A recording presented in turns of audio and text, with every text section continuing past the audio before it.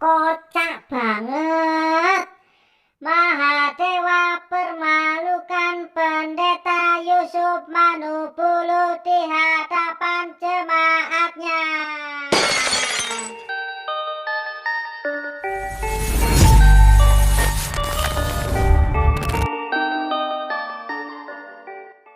Assalamualaikum warahmatullahi wabarakatuh. Innal hamdalillah nahmaduhu wa nasta'inuhu wa nastaghfiruh wa na'udzubillahi min syururi anfusina wa min sayyiatina a'malina. May yahdihillahu fala hadiyalah. Asyhadu an la ilaha illallah wahdahu la syarikalah wa asyhadu anna Muhammadan abduhu wa rasuluh. Allahumma sholli wa sallim wa barik alaih. Allahumma sholli wa sallim wa barik alaih. Jumpa lagi dengan channel Joko Waras. Semoga kita semua dirahmati Allah Subhanahu wa taala, diberi nikmat Islam dan dijauhkan dari kekafiran sampai kita tutup usia. Dan juga semoga kehidupan kita diberi perlindungan dari segala kekurangan, dihiasi dengan kesehatan baik jiwa maupun raga, dihiasi pula dengan keselamatan dan ilmu-ilmu yang bermanfaat. Amin amin ya robbal alamin. Nah, pada kesempatan kali ini saya akan menampilkan suatu perdebatan yang sangat kocak. Nah, perdebatan ini terjadi di channel Pangepul Murtadin Odong-Odong. Apa saja ya, si Murtadin Manubulu ini mendapatkan tamu bernama Mahadewa. Mahadewa ini bertanya tentang Alkitab yang sebelumnya nggak pernah ditanyakan. Mungkin lo ya ini, karena begitu shocknya, begitu hangatnya pertanyaan Mahadewa, Yusuf Manubulu sampai kepanasan. Nah, bagaimana keseruannya? Mari kita simak videonya ya. Oh ya, sebelum kita simak videonya, terlebih dahulu saya ingatkan, saya berpesan nih, avatar ini bukanlah avatar yang menggambarkan Nabi Isa ataupun Yesus, bukan.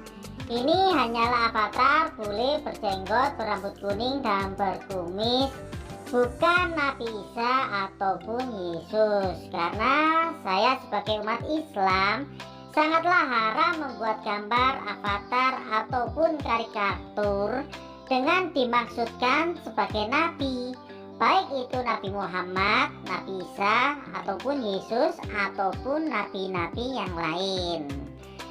Jadi sebelum menonton videonya, jika ada kebenaran itu datangnya dari Allah, jika ada kesalahan itu mutlak dari saya pribadi. Kurang lebih saya mohon maaf sebesar-besarnya, dan hanya kepada Allah kita mohon ampunan. Taqabbalallahu minna wa minkum. Selamat menonton. Baik, Pak Yusuf. Selamat siang, Ya. Pak Yusuf. Selamat siang. Ya, selamat malam Pak di sini.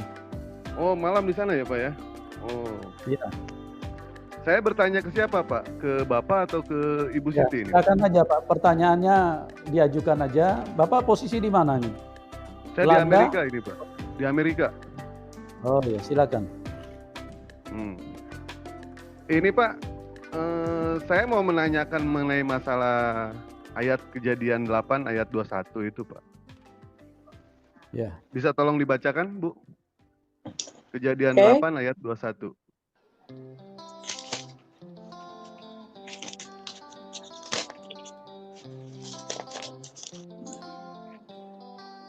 Kejadian 8 ayat 21 ya Pak ya. Ya. Oke. Yang judul apa perikopnya tulah keempat lalat pikat itu ya Pak ya. Bukan. Ketika Tuhan mencium persembahan yang harum.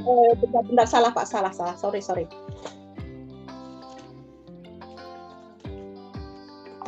Kejadian. Oke. Kejadian 8 ayat 21. Oke. Oh ini ya. Air bah turut ya Pak ya. Bukan. Ketika Tuhan mencium ya persembahan yang harum.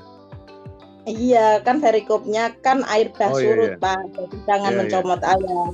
Itu loh. Baik. Ya, 21. Ketika Tuhan mencium persembahan yang harum itu, berfirmanlah Tuhan dalam hatinya, Aku takkan mengutuk bumi ini lagi karena manusia, sekalipun yang ditimbulkan hatinya adalah jahat dari sejak kecilnya. Dan aku tak akan membinasakan lagi segala yang hidup seperti yang telah kulakukan. Terus? Nah, pertanyaan saya, ketika Tuhan berfirman dalam hati, ini yang mendengarkan siapa ini?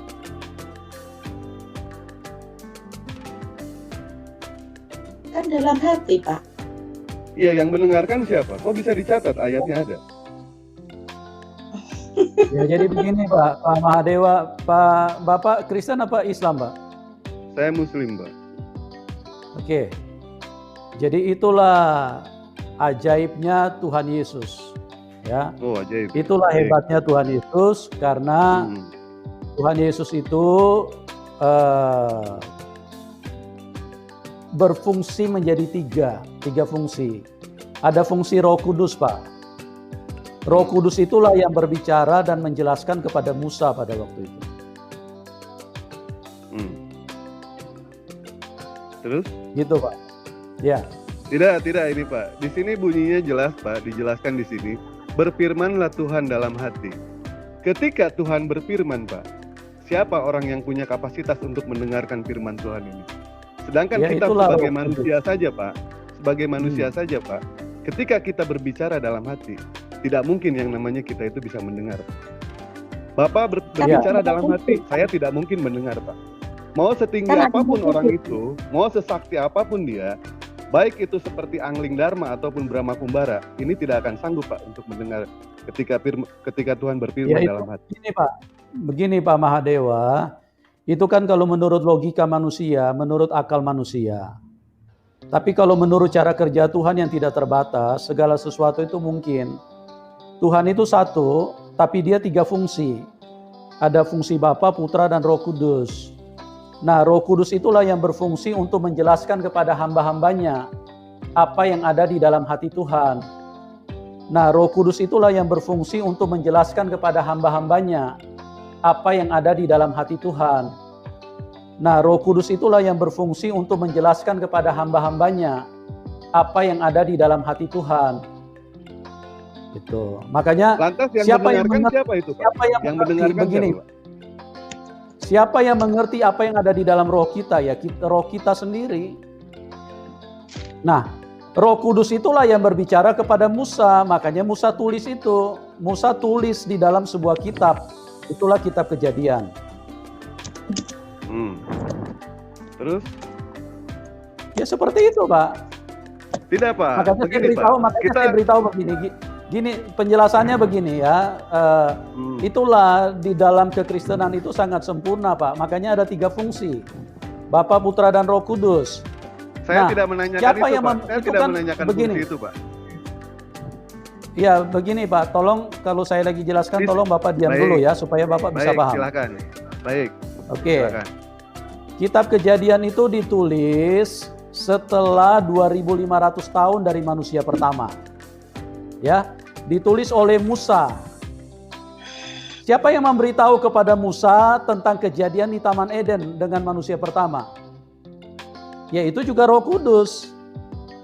Makanya di dalam kekristenan itu ada tiga fungsi. Ada fungsi Bapa, fungsi Anak, dan fungsi Roh Kudus.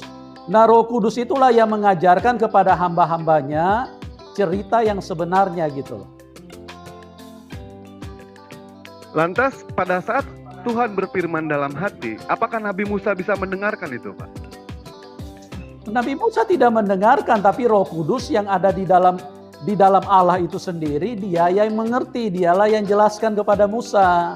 Di sini tidak ada penjelasan Roh Kudus, Pak. Di sini, Pak. Jadi Bapak jangan ngarang cerita. Di sini nggak usah ngarang cerita, Bapak. Di sini jelas disebutkan, berfirmanlah Tuhan dalam hati. Sebentar, Pak, diam dulu. Bapak jangan memaksakan otak Bapak di sini. Bapak kan bertanya, saya jelaskan. Bapak kalau tidak percaya, ya Bapak silakan keluar dari link ini. Bukan tidak percaya, Pak. Justru di sinilah. Ya, artinya susah ya dijelaskan sejelas apapun, tetap aja mereka nggak bisa nangkap.